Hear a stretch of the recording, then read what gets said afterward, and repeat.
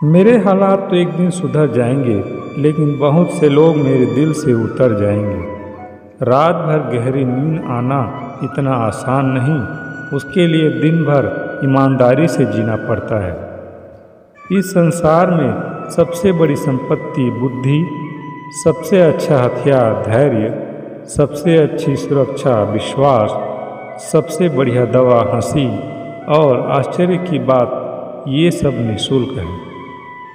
भोगों की कामना करने वाले के हृदय में कभी भक्ति का वास नहीं होता। जब तक उसकी कामना पूर्ण नहीं होती, तब तक तो उसके हृदय में वैसे ही आग लगी रहती है, और जब कामना की पूर्ति होती है तो कामना की आग और बढ़ जाती है।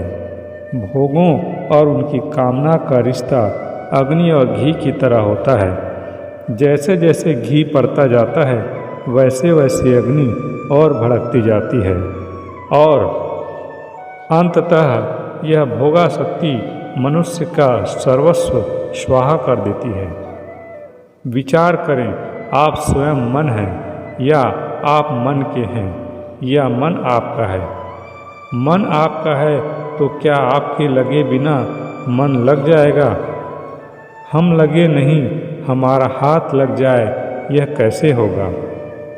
मन लगेगा तो भूल हो जाएगी, खुद लगोगे तो भूल नहीं होगी। मैं विवाहित हूँ, इसकी भूल होती है क्या? इसकी भूल नहीं होती, क्योंकि यह स्वयं की स्वीकृति है। आप खुद लग जाओ, फिर मन, बुद्धि, धन, जमीन, कुटुंब आदि आपकी सब चीज़ें श्री कृष्ण में लग जाएंगी। मन मेरा है तो मेरे में लगेगा, श्री कृष्ण में कैसे लगेगा? मन श्री कृष्ण का है तो भगवान श्री कृष्ण में लगेगा। मन लगाने से समाधि लग जाएगी, पर मुक्ति कल्याण नहीं होगा।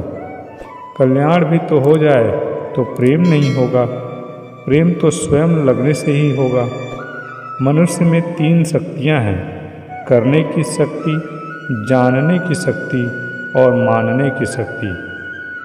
सेवा करने से करने की शक्ति सार्थक हो जाती है। स्वयं को जानने से जानने की शक्ति सार्थक हो जाती है। श्री कृष्ण को मानने से मानने की शक्ति सार्थक हो जाती है। मानने से भी बढ़कर है श्री कृष्ण को प्राप्त करना। प्रहलाद जी अपने सहपाठियों से कहते थे, हे मित्रों, इस जीवन का कोई भरोसा नहीं, कब अंत हो जाए। वैसे भी बचपन की आयु खेल कूद में, पौगंड एवं किशोरावस्था पढ़ाई लिखाई में, जवानी स्त्री के मोह पास एवं संतान के पालन पोषण में निकल जाती है। फिर वृद्धावस्था में शरीर इंद्रियों सहित कमज़ोर हो जाता है। आत्म कल्याण का समय ही नहीं मिलता। इसलिए बचपन से आत्मधर्म, भागवत धर्म को अपनाकर आत्म कल्याण कर लेना ही बुद्धिमान का कर्तव्य है। जो काम, क्रोध एवं लोभ को त्याग नहीं सके, वे भगवत प्राप्ति के साधक प्रतीत होते हुए भी अपनी साधना में भ्रमित रहते हैं।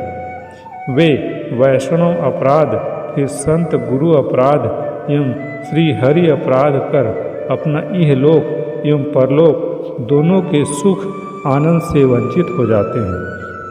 सदैव अशांत चित्त रहते हैं। अतः साधक को प्रयत्नपूर्वक काम, क्रोध एवं लोभ की दिशा बदलना श्रेयस्कर है।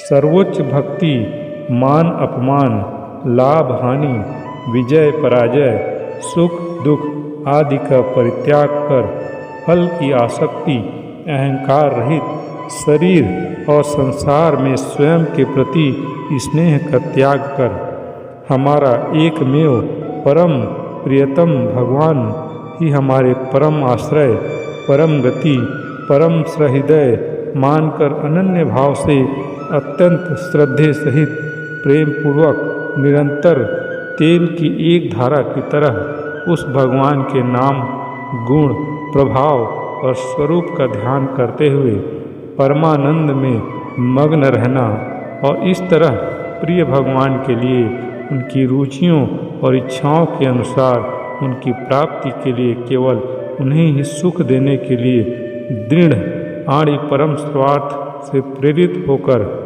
सभी प्रकार से निस्वार्थ भावना से शरीर के और वाणी से और मन के समस्त कर्में आचरण में लाना यानी भक्ति है। अगर किसी कारण से क्षण भर के लिए उनका चिंतन और स्मरण छूट जाता है तो पानी से बाहर निकली हुई मछली से अनंततः से अधिक व्याकुलता का अनुभव करना यही सर्वोच्च भक्ति है। बुरे समय में दिलासा देने वाला अजनबी भी क्यों न हो, वो दिल में उतर जाता है, और बुरे समय में किनारा करने वाला अपना ही क्यों न हो, वो दिल से उतर जाता है। सत्य का दरवाज़ा इतना छोटा और तंग होता है कि उसमें दाखिल होने से पहले सिर को झुकाना पड़ता है। हम सभी माया में फंसे हुए हैं। ये शरीर मैं हूँ और इस संसार की वस्तुएं मेरी हैं। यह अहंकार और ममता ही माया का स्वरूप है, पर इस माया से छूटना बड़ा ही दुष्कर है। छूटे नहीं माया रुजीती, नहीं जाए साधु गुरु कृपा, बिन ना ही कोई उपाय। केवल हरि गुरु वैष्णव कृपा के द्वारा ही इससे मुक्त हुआ जा सकता है। मित्रों, भगवान श्री कृष्ण के ऐसे ही अनमोल वचन सुनने के लिए हमारे चैनल को लाइक, शेयर और सब्सक्राइब करें। वीडियो को पूरा देखने के लिए आप सभी का बहुत बहुत धन्यवाद।